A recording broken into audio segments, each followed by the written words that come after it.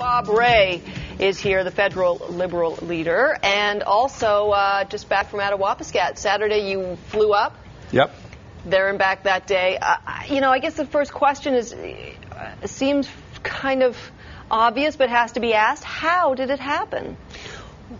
Well, I mean, the fact is that Attawapiskat is not the only community. I mean, we've got dozens and dozens of First Nations communities, Inuit communities that are living in real isolation.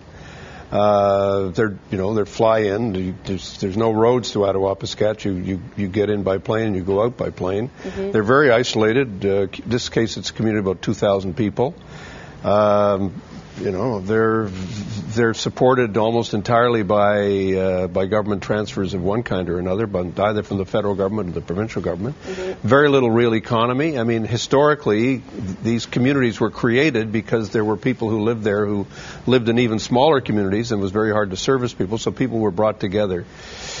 And impression when you walked in, because everyone's saying it's like walking into the third world when you're walking onto this reserve. It is. I mean, there are conditions of real poverty. I mean, people are living in very, very tough circumstances. I mean, I can't say that you wouldn't find. I mean, there are people living in real poverty in Toronto and in any city. But the difference here is the isolation. It's just the fact that you go walk into a house. It's drafty. It's got mold everywhere. They've got kids living in the kitchen.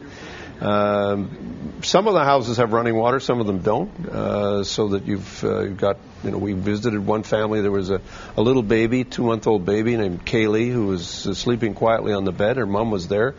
One room shack, basically, wind blowing through, minus 23 outside, wood stove. No running water, no toilet. If you want to go to the washroom, you got to go next door. So, I mean, this is. Well, what kind of money are reserves receiving? You're saying that there's federal funding, provincial funding. Did you say as well? How much? Where's it going? Well, the provincial funding is for welfare, or what we call Ontario Works now. But I mean, it's basically transferring money to people who don't have work. Because the underlying issue in all these communities is there's no real economy. There's no wage economy apart from what the government does, the big store, the health department, the education that's offered. And so, we have to ask ourselves some basic questions about, well, how are we going to go forward?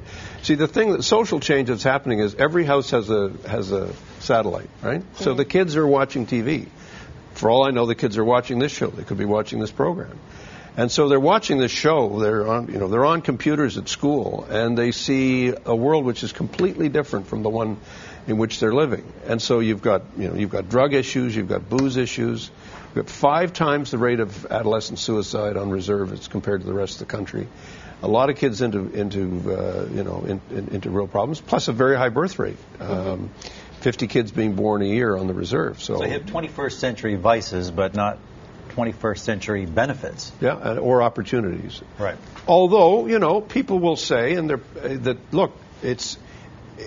we have more kids going to community college, we have more kids going to university, we have more access to education than ever before in the past. If you went back 50 years and said, well, 60 years ago, what was it like? It would have been equally bad, worse in terms of housing, in terms of the conditions.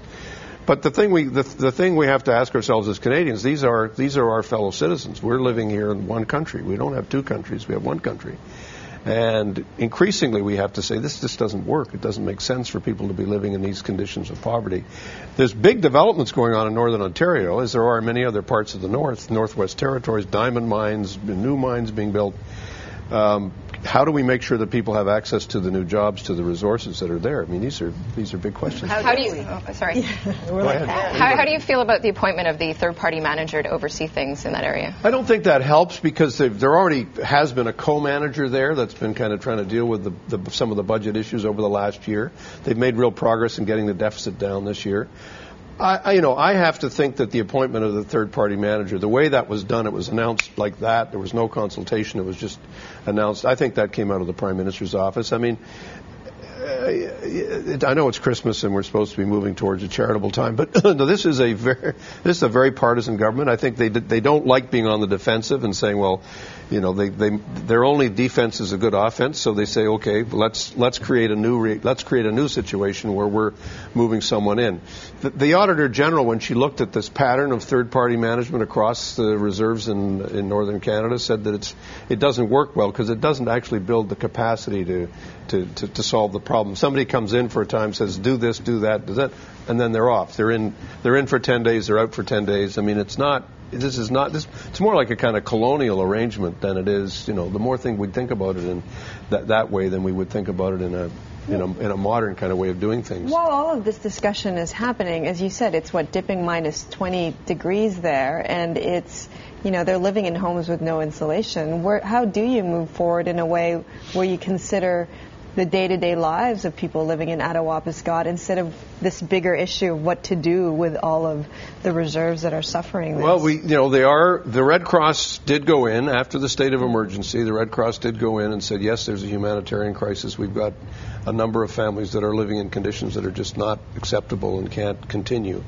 There is a healing lodge that was built a few years ago that's about 5 kilometers outside town that's actually can be used. If a little bit of retrofitting, a little bit of quick fixing up, it can be used to kind of provide emergency shelter. And the Red Cross has been organizing that. That should be in place before Christmas. We're hoping to see some people moved by then.